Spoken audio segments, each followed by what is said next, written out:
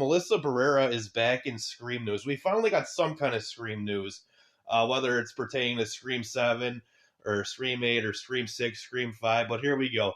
Melissa Barrera is throwing shade and she's firing at her ex cast members from Scream 5 and Scream 6, calling them scabby.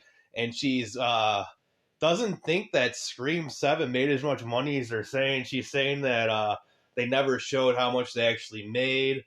This is all in an interview with Variety, I believe. An interview with Variety. I guess the interviewer asked her, or said to her, Scream 7 sucked, and she said, yeah, it did suck. But I want to get to some of this. She said the reality Scream is always going to be a big part of my life, but she's grateful for the directors and writers for Scream 5 and 6, but she's absolutely shitting on Neve Campbell, Mason Gooding, and Jasmine Savoy Brown. She called them scabby. She called right here. She called it a nostalgia bait film, which it really wasn't because they didn't give us Matthew Lillard really alive in it. It was, I guess the commercials were a little bit baity, and I think that they will make up for it in the next films, or a lot of fans are going to be turned off. I did like her character.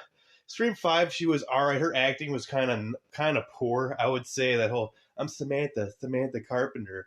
Like, it always felt off. In her first appearance with Neve Campbell or Sidney Prescott at the hospital, I always thought that scene was off. I never thought that Neve Campbell, Melissa Barrera really clicked on any kind of level in Scream 5. And I really think it's really going to start coming out in this next week that those two really never got along. I don't think the passing of the torch was really, I don't think that was like a thing that Neve Campbell ever really wanted to do. And I think that is part of the reason why she didn't want to do Scream 6, because Neve Campbell wants to be the star of the Scream movies. I really do think that. But here's the thing where she said it sucked, and she says, I know. That's all quotations from. I want to watch the whole interview or read the whole interview, but she's pretty much just criticizing her cast. She called them scabby right there. I mean, it's pretty crazy. I wasn't going to make a video today. I did make a short video on who I think, how about legacy characters possibly getting killed off in the franchise. I want to know what you all think. This is all an interview for a Broadway play, and they ended up talking shit about Scream 7 and going off on it.